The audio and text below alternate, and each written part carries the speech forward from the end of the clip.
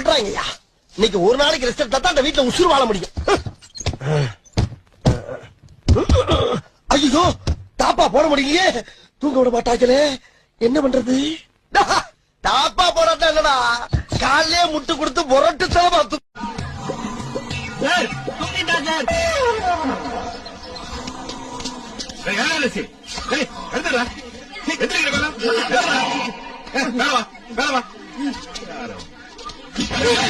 This is done.